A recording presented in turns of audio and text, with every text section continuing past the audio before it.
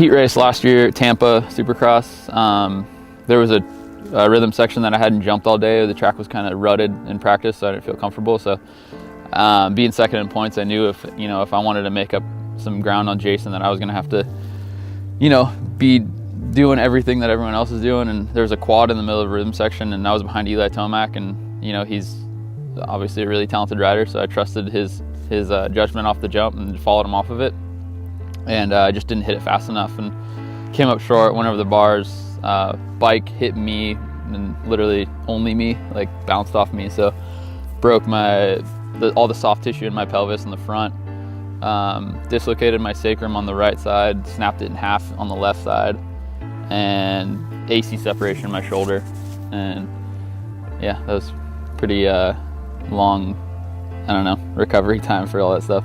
Yeah, I think my story this year especially was kind of overlooked. I mean, I understand it because there's a lot going on this year. This is probably the most hectic and just so many moving parts in the season with all the different riders and kind of guys moving up, and there's a lot of talent.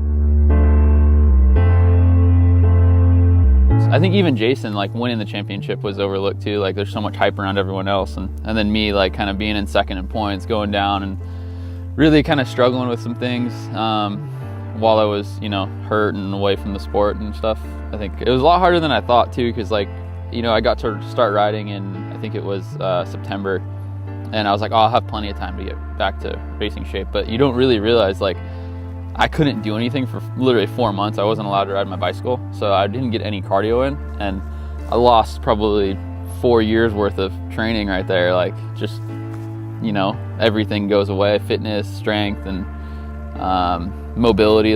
Being in a wheelchair for two months, not being able to stretch, that was a big thing for me too. So yeah, it was definitely a lot harder than I had anticipated coming back. I thought I was gonna be able to go up to A1 and just kill it again, and was pretty humbled the first 4 or 5 rounds, and just had to learn my place, and it's been tough mentally for sure. But I'm glad I came back. Even if this was my last year, I'm glad that I could come back, didn't let an injury define me, and just get back out there. Because if I would have retired last year, I would have been what would have been there would have been so many questions, and I don't know, just it wouldn't have been as reassuring, I guess.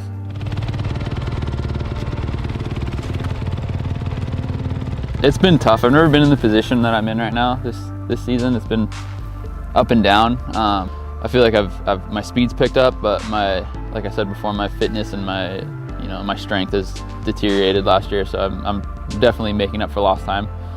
So that's been really tough for me to kind of swallow. Getting halfway through a race and getting really tired to where I don't know if I can hang on and make it much longer in the position that I was in. So that's been the biggest hurdle for me. But yeah, I've showed a lot of speed, and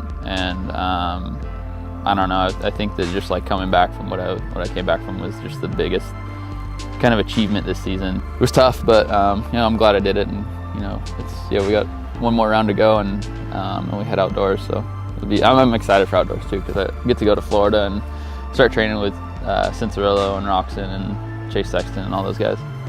Yeah, I think Troy's kind of always had an eye out for, when there's a certain event or a certain race coming up and he wants to throw us in something to kind of make a statement. So this weekend we're going to Vegas, so we got the Vegas LE stuff on right now, and gonna show up and race in this stuff this weekend. And actually, I remember even before I signed onto the team, when they'd show up to Vegas in the Troy Lee gear, and kind of been jealous because it was kind of flashy, but also super stylish, because that's just Troy Lee's way. But yeah, he definitely has a way of putting his signature touch on things when it's a certain race or a certain thing that he wants to stand out with.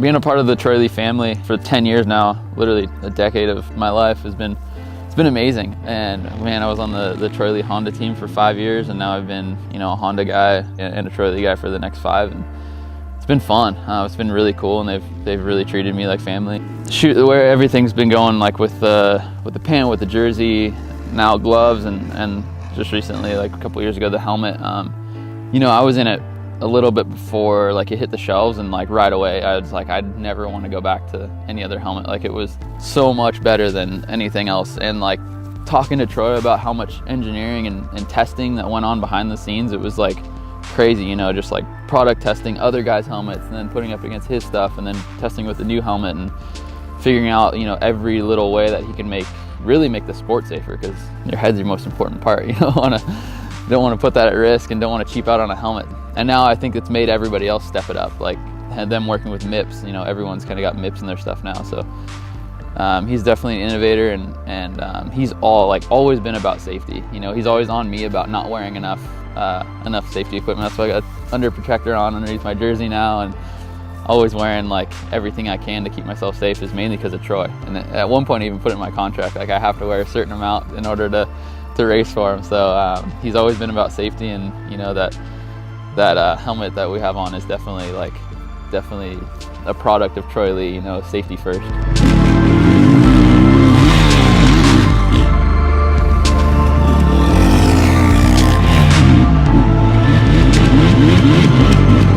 Troy's he's an icon. I mean, that's been really cool to kind of grow with him.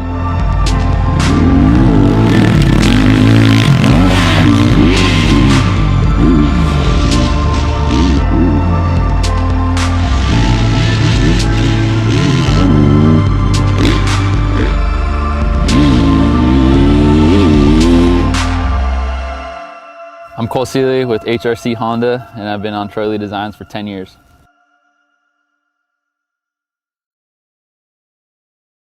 For more information on the products listed in this video, click on the link in the description area below. Feel free to call us with any questions or place an order at 800-969-7501. Don't forget to smash that like button, comment, share, and subscribe for all of the latest DK events, videos, and promos.